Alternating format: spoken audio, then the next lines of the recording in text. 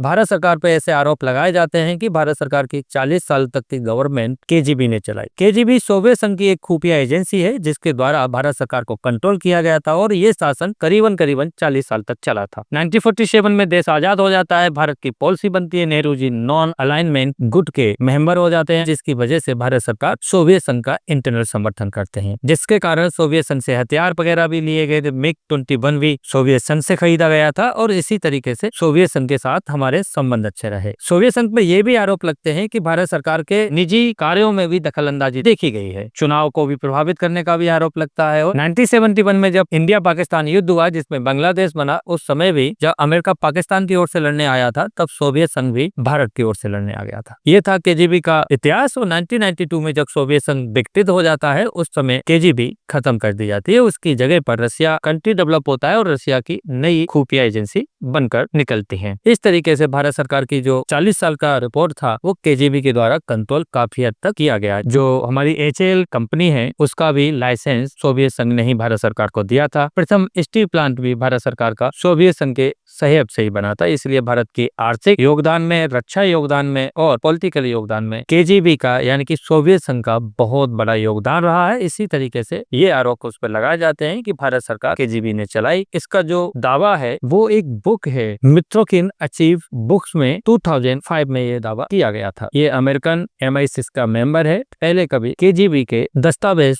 रखने वाले में शामिल था।